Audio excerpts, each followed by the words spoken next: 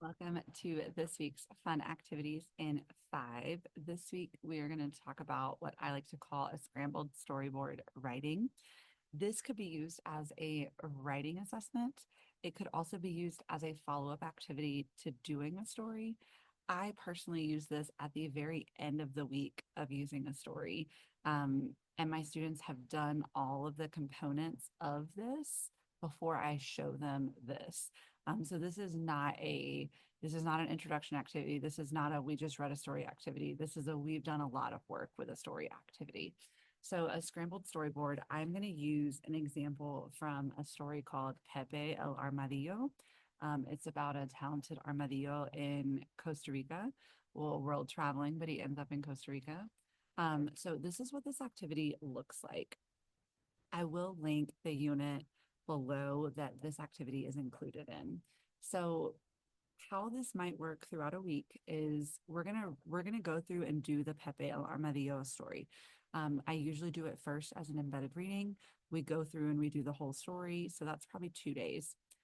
Then I'm gonna have students do a picture with a piece of the story. So I'm gonna give them essentially one of these phrases from the story, one of these events, and they're gonna draw it themselves. Now, what they draw is not gonna look like this, but it might be similar. We're going to use those pictures to do a gallery walk. I'll link that video below on how to do a picture gallery walk. Students are going to look at the pictures and they're going to practice verbally describing the pictures to each other. Then in class, we're going to use those pictures in order and do them kind of like a picture talk, like a movie talk, but using pictures with the same story. Where as a class, we're telling the story using the same pictures that students created. Insert the scrambled storyboard. So now students are seeing 8 events from the story. They're mixed up on here, they're not in order, but they've seen similar pictures and they've heard the events of the story 7, 8, 9 times by this point, at least. So when students get this, what they are doing is they're looking at the picture and they're asking themselves, what event could this be a picture of in the story? They're writing that event underneath.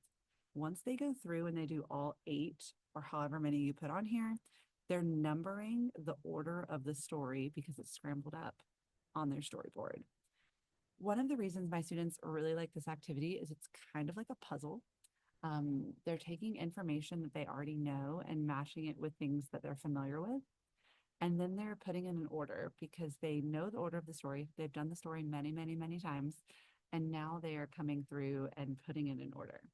When I do this, and it does say across the top of here, when I do this, I do want students to use the target vocab from this unit. So there are students that will go through and they'll just write things like, people were scared of trees. There are people and armadillos and forests. There are a lot of animals. Like there are kids that'll go through and do that, and they do get some credit for that. We are standard space grading, so for me, that would be a partially approaching. You are able to describe the pictures, but you're not using the vocab that we've used with the story. But for students to be meeting expectations, I want them to use the vocab that we've used in the story, and I want them to use it in the tense or other tenses that we've used. So this particular story is told in the past tense because it's a story. I want students to use the past tense when they're describing these pictures. Could they use the present tense? Absolutely. But for me, that would probably be an approaching, not a meeting expectations. Could also use this as a writing assessment, give the students at the end of the unit, and now you're still able to assess their writing ability, but you're not grading 500 word writings. You're just grading probably 16 sentences. So a scrambled storyboard, one of my favorite activities. It takes a few minutes to put together, unless you're buying one that's already made, but it takes a few minutes to put together, but really you get a lot of value out of it, especially if you're using those pre-lead up activities into it.